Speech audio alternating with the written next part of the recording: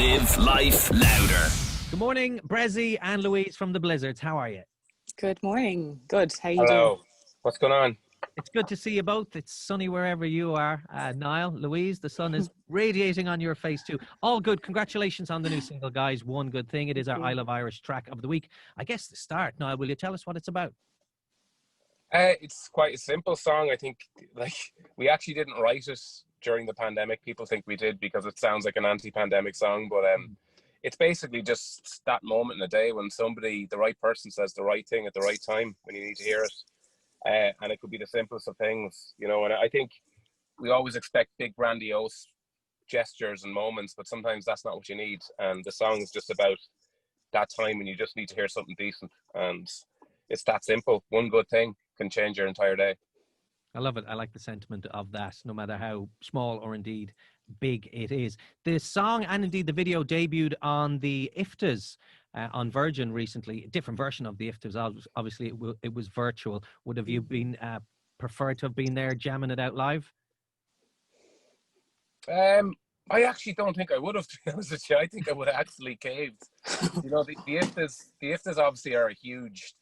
They're the biggest thing in Irish television and film, and it was a strange thing to be part of because we didn't actually actively seek it out. Basically, our director was an IFTA award winner already, Terry, and he sent it on to Anya, who's the head of the IFTAs, just as like, what do you think of the video? And she was like, I love this, and I want to show it the IFTAs. We were like, okay, it's not what we expected, and we didn't realize how it was going to work or what they were going to do with it. And you know, I think it's because of Terry, I suppose, being an award winner, it kind of made sense, and to have music in it. And part of me just thinks we're trying to fill some space, but you know, we're going to take it. Absolutely, it's primetime space. Louise, tell us about the video then. What the kind of concept Terry had, because you took quite a leading acting role. You got to flex your acting chops and your arm muscles rowing around the lake in Mullingar. I absolutely did. My arms were hanging off me for about a week after that. It was, we had an idea and we went to Terry with it firstly. And we were kind of thinking, well, you know, it's the desecration of the music industry and how could we represent this in a way, you know, with the loss of people's purpose and meaning. And that was what we went to Terry with.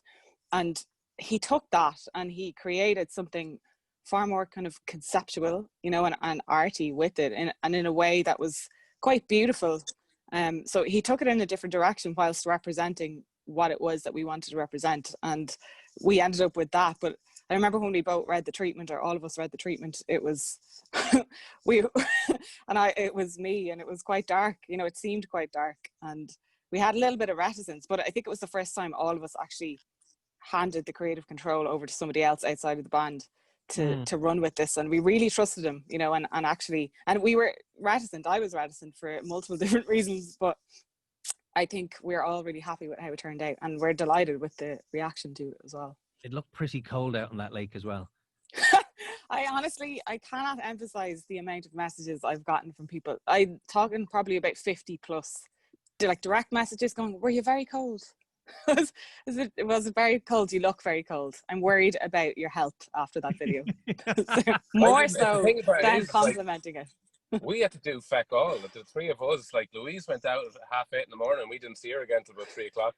Yeah. And we were just sitting in the car going, Jesus, everyone goes, geez, it must be cold out there. I was like, no, I was watching Netflix, and I was grand. Here, having a nap.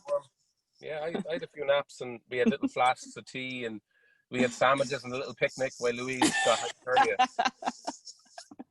That's what you get for being the last one into the band, Louise. You draw the short straw. Well, you get to be the star of the video, though. Well, I'll use that term loosely, Aidan, but thank you. I'll go with it. Niall, belated happy birthday. Thank you. How was it? It was the first day of the lockdown. It was an amazing day. I think like the whole thing is actually I says Louise knows this. I'm not great with birthdays anyway, so I find it weird when people start giving you things. I don't know how to handle it, so I start sweating. Christmas and my birthday are the two most difficult days of the year for me. I'm joking, but I think turning 40 was to me it does mean something, I suppose. When I was turning 30, if you told me that on my 40th birthday, they'll be announcing a nationwide lockdown and I'll be living with my parents, I really wouldn't have believed you. But I'm going to take it. I mean, it was the whole thing this year. Just, do you know what, the way I'm looking at this year is like it's 6 or 8 or 10 months, whatever it is, 12 months that just didn't exist. So I'm going to take a year back. So I'm only 39 now. And if when I die at the age of 95, I'm only going to be 94 because 2020 doesn't exist in my head. I'm taking it back. I don't care who's up there or whatever, whoever pulls the strings in this whole weird world of ours. But I'm only 39 now because 2020 can absolutely forget about. Yeah, it can. In other words, it can do one. What about you, Louise? Are you writing this year off too? You taking a year off your age? Well, yeah, I guess so. I'd take more than one if I could.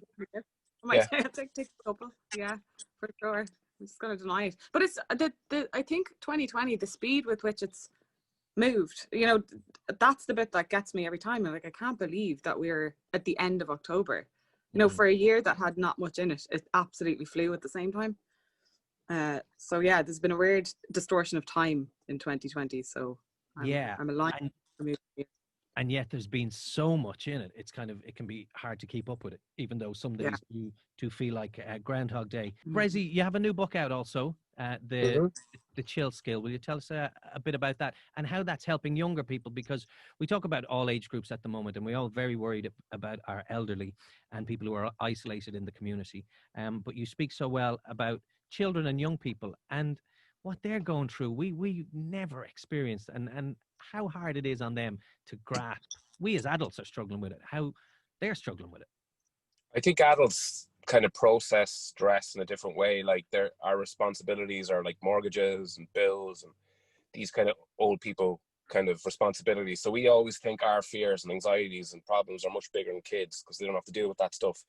But anxiety and fear and uncertainty, it doesn't matter what age you are, it still feels the same. It still has that feeling of lack of control and of that overwhelm. And kids, especially when they're not able to express how they're feeling or express the kind of certain emotions that they're no doubt feeling right now. And also what kids are pretty much sponges to every other emotion around them. So if they see the parents struggling or overwhelmed or anxious, they are going to absorb every second of that. So for me, the idea of the books originally was not just to give them tips to deal with it, was to give them tips to express it. Express the emotions that we were told as kids, what me and you were told not to express or not to feel because they're not nice. But these emotions are as normal as the positive ones. And we need to find a way to teach kids how to understand them and to navigate them and to realize that they don't have to define your entire day or week or character. So the Chill Skill is more about, like the first book was about anxiety and fear. The second book was about jealousy. And the third book is about anger and how to express anger. Because the thing about anger, it's really important. Righteous anger is really powerful. It's something we should promote in people, especially now when there's so much inequality and issues in society. Righteous anger is really powerful, but it's the misdirected, misguided anger that we learn from an early age, where you get angry with the wrong people, where you point your anger at the wrong people. I'm trying to teach kids, like, don't get rid of anger. Just make sure you direct it the right way. So when your mom takes the iPad off you, don't pull the head off her. That's misguided anger. But, you know, when somebody is saying something to you that you don't like in school, be assertive, be angry. That's righteous anger. No, I'm not dealing with that. So it's about kind of teaching kids. And we have this thing about kids. We're like, oh, they don't understand. They understand perfectly. They know exactly. They just don't know how to express it. And I think that is essentially what the books are about. It's the communication bridge between the caregiver and the child, whether it's a teacher or a parent. And that's it. And these are simple. These are evidence-based techniques. Mindfulness works beautifully with children, and even children, you know, with special needs, and children on with autism spectrum. And because there's physical cues to this, there's something for them to do. And when I was studying, that was the area I was most interested in. How are kids processing all this world? Are their brains able for it? Is it too late? And the good news is it's not. And you know, we can help them if we can help them express themselves. And that's kind of what the books are about. Well, much needed, and hats off to you. Okay, guys, this may be a tough question to answer, but this is how we're going to finish. Seeing as the song is called One Good Thing, I'll start with you, Louise. What has been one good thing about 2020? Ooh. Oh. Should I pause this and we'll come back in 5 minutes when we all rack our brains?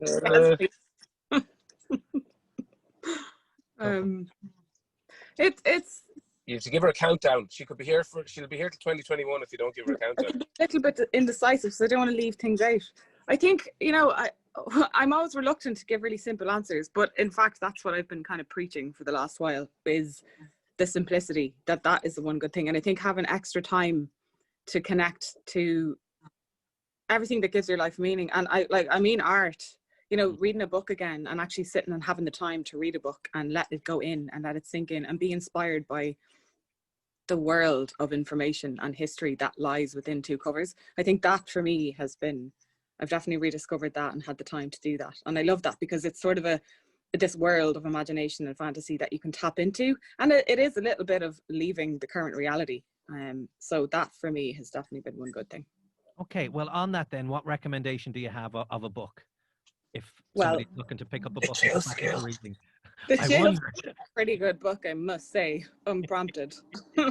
But I've been reading, it might not be the typical book, but I've actually been reading The Red Book, which is by Carl Jung, and he's the father of psychology. And it's fascinating. It's complex in places, but it's the origins of a lot of what we believe to be true now in terms of psychology. And I love that because it just kind of blows open the kind of harsh realities of what we face now and kind of takes it a little bit above and looks down on the frantic nature of our world, on ourselves, on our globe, and kind of takes it back into the heart and into the person. So sorry, it got a bit heavy there, but that's no, that's what we need. That's what we need guidance, and we need the forefathers of all of this to try and make sense of what's happening to us. Yeah. All right, Niall, final word to you. One good thing on 2020. I'm going to go a bit deeper than that, I think, and I'm going to say Jedward. Amen to that, brother. You all need to step away and just take their lead. And that's it. Don't think about it. Don't decipher it. Don't make this more complicated than it needs to be. Just follow Jedward. Listen to what they're saying, and you won't go too far wrong. I think is as good as I got. And also, I mean, a bit flippant about it, but I genuinely do think they're just two kind of pure souls. And sometimes, Jedward, the way they started, and always a bit of novelty, but like they're still two pure souls that I think see the world and they're also quite witty. They see the world in a kind of a purer way, and I think we could learn a lot from it. I think we can sometimes think that we need the big philosophers and the big thinkers and the big brains to tell us, but sometimes you just need two lads who see the world nice in a much more pure, not untainted, but way. And I've enjoyed them, I have to say. I've enjoyed their wit. I've enjoyed they sent me a birthday wish, and it was like just hilariously lovely just to get it. So yeah, that's it. I mean, I'm not being jokey. I think they've given us a little bit of light. 100% agree. So we've Carl Jung and we've Jedward, who we can turn to. Steer the ship. Guys, it's so lovely to see you once again. Wholehearted congratulations on the new single and the video. It's really beautiful stuff. One good thing. Brezzy, Louise, good to see you. Stay safe. Thank you. Cheers, Aidan. Here we go. Music, lifestyle, entertainment, news, sports. iRadio. Live life louder.